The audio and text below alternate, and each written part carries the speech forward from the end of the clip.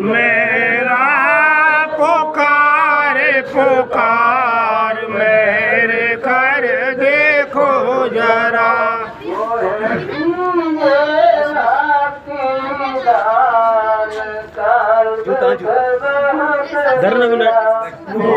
दीजे भक्ति दान का दुख बहुत दिया।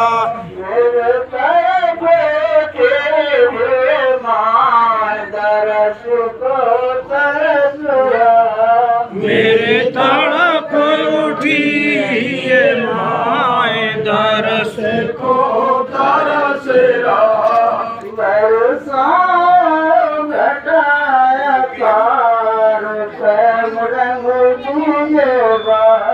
बरसाओ घटाया पार प्रेम रंग भीगेवा।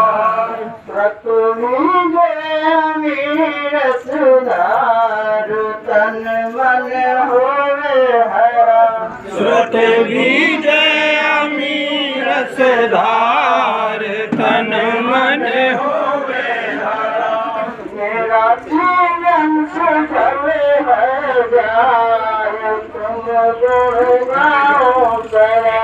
मेरा जीवन सफल हो जाए तुम गुण गाऊं सदा। मैं नीचे अधम नाकार तुम्हारे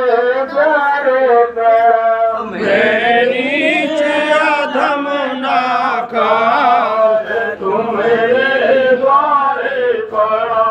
मेरी बिनती सुना दरबार घट लगाओ दया। मेरी बिनती सुनो धर ध्यान घट लगाओ दया।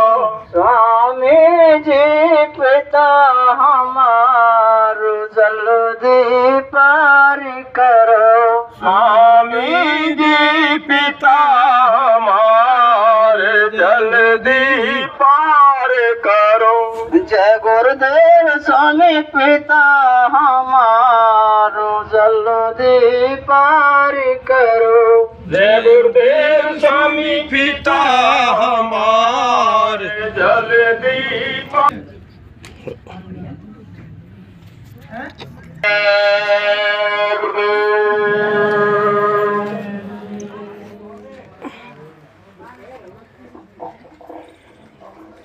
मालिक के नाम को सभी गुरु भाई बहन जोर से बोलेंगे।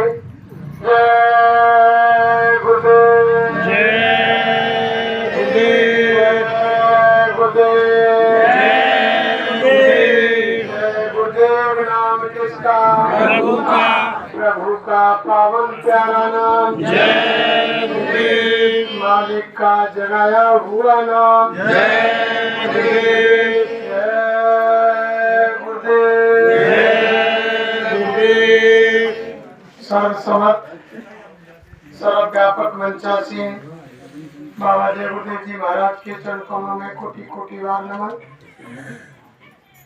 संगत के सभी गुरु भाई बहनों, धर्म प्रेमियों, सम्मानीय विधायक साहब, नन्हे मुन्ने बच्चे और बच्चियों, सभी को हमारा सादर जय गुरुदेव। जय गुरुदेव।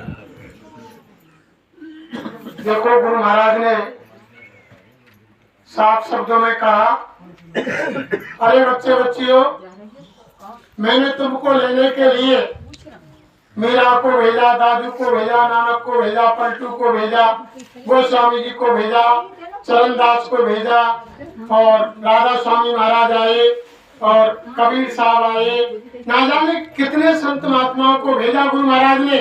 फिर क्या कहा, जब तुमने आवाज मत करो पीछे बत रही होगी, स्वयं चल करके धरती पर आया। गुरु महाराज ने क्या कहा कि तुमने किसी भी महात्मा की बात को नहीं माना, लेकिन अब की बार मैं स्वयं चल करके आया हूँ। और गुरु महाराज ने आते मन से क्या कहा, गुरु भाई बहनों, कि हम आए हुए देश से, और जहाँ तुम्हारा धाम और तुमको घर पहुँचा लो, ये हमारा काम। एक काम लेकर के गुरु महाराज आए।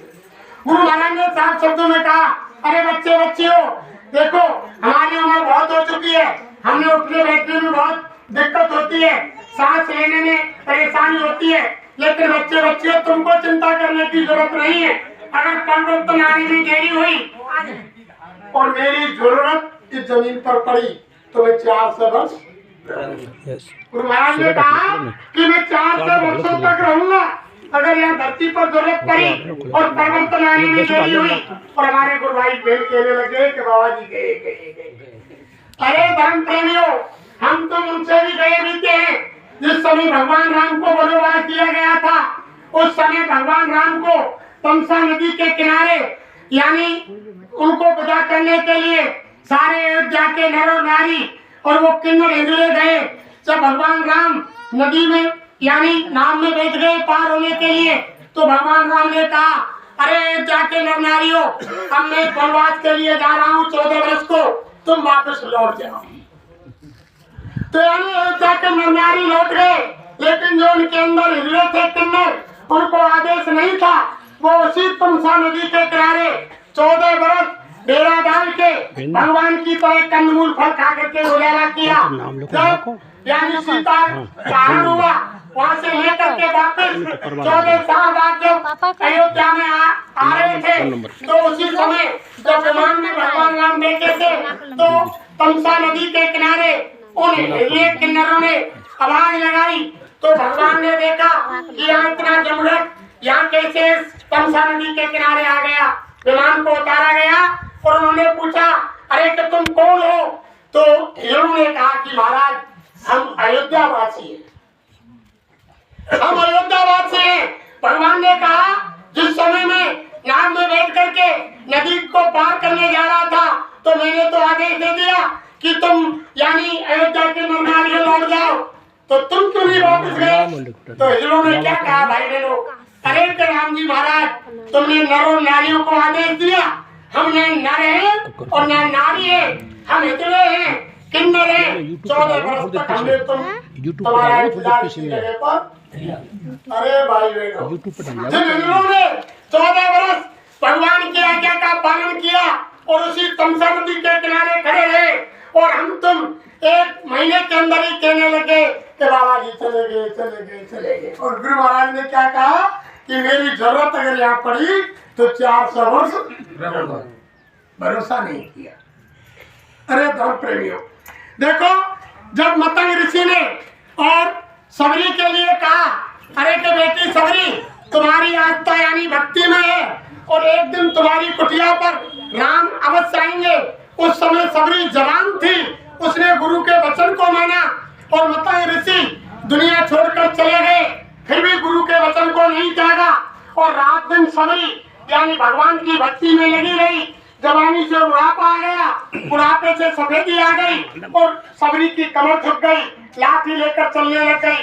लेकिन वो रोजाना उसने नियम नहीं तोड़ा, रोज रास्ता साफ करती और भगवान के आने का इंतजार करती और उसके लिए जंगल से फल ला करके भगवान के स्वागत को रखती, फूलों का बिछोना करती। जवानी से और बुढ़ापे तक किया, लेकिन गुरु के वचन को नहीं छोड़ा। और हम तो गुरु के वचन को भूल गए भाई। जब राम वहाँ आए तो राम से जब सबरी ने कहा, हे मालिक, अब दुनिया में मैं रहना नहीं चाहती, अब तुम मुझे यहाँ से ले चलो तुम्हारे धाम को। तो वहाँ भी भगवान ने यही कहा, अरे सबरी, मेरे पास इतनी अथॉरिटी नहीं, इतना पावर नहीं कि मैं तुमको सीधे मेरे धाम को ले चलूं। किसी संत महात्मा के पास जाओ। जब 9 भक्ति यानी सबरी को भगवान राम ने बताई तो क्या कहा कि प्रथम भगत संतर कर। अरे सबरी, संतों का संग करो, और जब तुम संतों के पास जाओगी, उनसे नाम योग का रास्ता लेकर के योग करके जब मेरे परम धाम को, यानी भाई बहनों देखो, छोटा मोटा पावर संतों का नहीं होता है, माफी इनके दरबार में मिलती है। भगवान माफ नहीं करता है। कोई भाई बहन अगर ये सोच ले कि भगवान माफ कर देगा, भगवान न्यायकारी है। भगवान को जब स्वयं को त्रेता में बाली को छुप करके राम ने मारा और द्वापर में कृष्ण के पैर में बहेलिया ने छुपकर तीर मारा, तो कृष्ण ने यही जवाब दिया, अरे बहेलिया, इसमें तुम्हारा कोई कसूर नहीं है, तुम त्रेता में बाली थे, मैं राम था, मैंने छुपकर तुमको मारा, तुमने छुपकर के द्वापर में मुझको मार दिया, तुम्हारा इंतजार था, तुम तुम्हारे घर को जाओ, मैं मेरे धाम को जाता हूँ, इसमें तुम्हारी कोई गलती नहीं। अरे धर्म प्रेमियों, जब राम कृष्ण को अदला बदला देना पड़ा तो हम तुम किस खेत की मूली है जो अदला बदला नहीं देना पड़े। किसी की उंगली काटोगे तो 10 बार कटवानी पड़ेगी, किसी के साथ धोखा दोगे तो 10 बार धोखा खाना पड़ेगा, किसी को बेईमानी करोगे तो 10 बार बेईमानी आपके साथ होगी। जो भी कर्म किसी की गर्दन काटेंगे हम तो 10 बार तुम्हारी गर्दन काटी जाएगी। तो ये सारी चीज गुरु महाराज ने खोल करके बताई। धर्म प्रेमियों, इनके वचनों पर विश्वास करो। एक एक वचन गुरु महाराज का अटल है। खुद राम ने कहा कि मोर वचन पड़े चाहे फीका और संत वचन पत्थर की लीखा। यानी महापुरुषों का वचन कभी भी असत्य नहीं होता। तो गुरु महाराज आएंगे और चौथा यज्ञ लाएंगे, यानी धरा पर सत्युग लाएंगे। गुरु महाराज ने क्या कहा?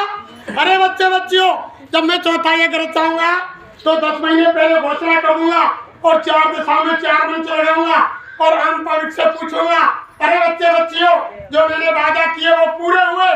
जब आम जनता दोनों हाथ उठा करके कहेगी कि हाँ गुरु महाराज, जो तुमने कहा वो सब पूरा हुआ, तो गुरु महाराज ने क्या कहा? अरे बच्चे बच्चियों, जब मैं कोई जाने की सोचूंगा, मैं ऐसे जाने वाला नहीं। अरे विश्वास करो धर्म प्रेमी, ये छोटी मोटी हस्ती नहीं, ये छोटी मोटी ताकत नहीं, ये रामी धाम की ताकत है। जिसने 80 में भक्ति होनी थी, विनाश होना था, उसको टाल करके 2020 कर दिया। ये गुरु महाराज की दया ही तो थी। 80 में नाश होना था धरती पर, इन्होंने तो बढ़ाया, 40 साल बढ़ाया। हमारे तुम्हारे लिए छोटी मोटी ताकत नहीं है। इनके एक एक वचन पर विश्वास करो। और यानी गुरु महाराज ने जो कहा कि तुम मेरी तरफ देखो और मैं तुम्हारी तरफ देखूं, बीच में तीसरे को खड़ा मत करना, ये तुम्हारा प्रलाप खत्म हो जाएगा, फिर तुम्हें कोई बचाने वाला नहीं। इसलिए इन्हीं शब्दों के साथ मैं वाणी को प्रणाम देता हूँ। और सम्मानीय हमारे MLA साहब मोतीलाल खैरा हमारे बीच में आए हुए, वो भी 2 शब्द साकार के ऊपर आपको बताएंगे। जय जय गुरुदेव। और कभी मौका मिले